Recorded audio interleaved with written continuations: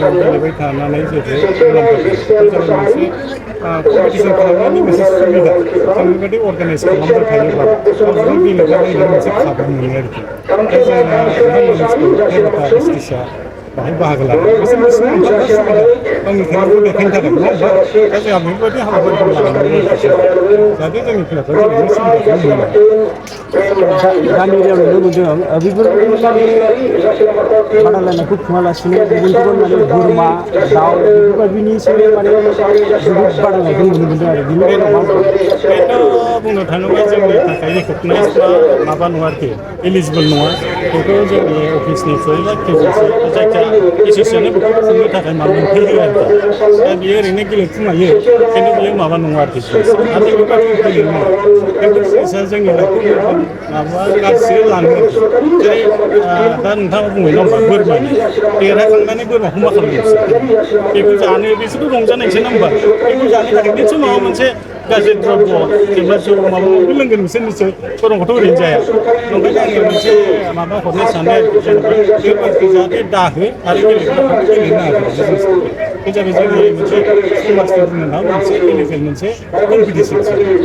दा जोंनि माबायावथ' माबा होखायो माबा होआ बेफोरखौ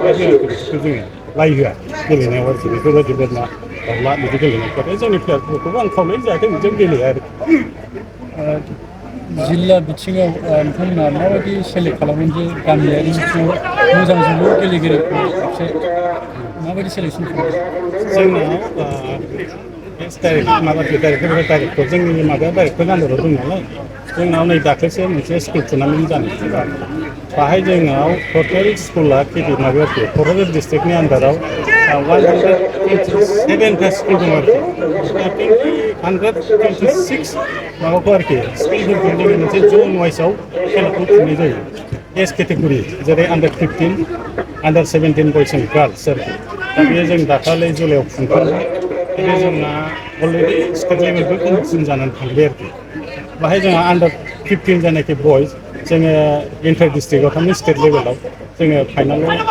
ट्राइबेलफ्राबो जेननानै फैदों बे टिमा देरहायोबा जों बे स्कुलखौ गेलेनो थाङो आरोखि दिल्लीयाव दरबाय रोखोमै जोङो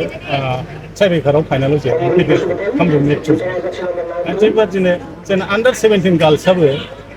स्टेटआव जोंना थाङै थाङै फाइनालाव थाङो आरो बेबो मा खालामो गलबारिजोंबो फाइनालाव जेनहैदों आरोखि आन्दार 17 सेमि फाइनालाव जेनदों आरो दा जोङो स्टेटआव देरहासार जानो हायाखै जों आसा खालामो नेक्स्ट इयाराव जोङो मोजाङै ट्राइ खालामनानै जों बेखौ देरहासारनायनि मोनसे खाबु लागोन आरो जोबनायाव गेलेगिरि लाइमोनफोरनिसिम जोलुर गेलेगिरि बा बायदि गेलेगिरिफोरनिसिम मा मेसेज होनो सानो? आङो बेखौनो बुंनो सानदों आरोखि स्पर्ट्सआव जोंना मोननै बेनिफिट दं मोनसेया जाबाय डाइरेक्ट बेनिफिट आरो मोनसेया जाबाय इनडाइरेक्ट बेनिफिट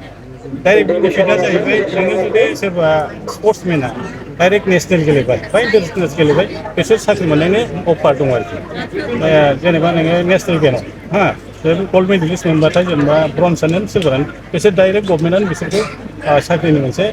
हरो आरोखि डाइरेक्टलि रिक्रुटमेन्ट हरो आरोखि बे मोनसे जोंनि सुबिदा गावनि लाइफखौ जेराव खांनो थाखाय आरो इनडाइरेक्ट बेनिफिटआ जाबाय बे जोंनि साबसिन बेनिफिट खारन नों नुबायना आजिखालि बे स्पर्ट्सआ जोंना आरोखि नोङो जुदि दा जों खेला नायदोंना जाबावबो बेनिफिट दं आरोखि नङा होमबा जों नायनानै रंजागोन मागोन आरोखि थारमाने बाहाय मोनसे आं खोथाखौ होनाखै स्पर्ट्सआव मोननै बाथ्रा गेम्स आरो स्पर्ट्स गेम्सआ जाहैबाय उइदिन दा बाउन्डारि रुलनि थानाय जायनाखि गेम जेरै नैबेयाव दा रेफ्रि थायो माबा थायो बाउन्डारि दंना बे जाबाय गेम्सआव गोलैगोन आरोखि स्पर्ट्सआ जाबाय नों जेनेबा उन्दैनिफ्रायनो गथ'फ्रा स्पर्ट्सआव गेलेयो आरोखि बिमानि उदैयाव बे किक जोनाय मानाय जायखिजाया जोंबो दा स्पर्ट्सआव दं आरोखि जोंनि थाबायनाय मानाय जोंनि मानसिया बिदि स्पर्ट्स खालामबाय थागोन मोनसे नोंनि देहाया बेराम आजारनिफ्राय जों बारग'नो हागोन आरोखि दा जोंनि बांसिन बेनिफिटआ बेनो आरोखि ओंखायनो गेम स्पर्ट्सखौ नांथारगौ आरोखि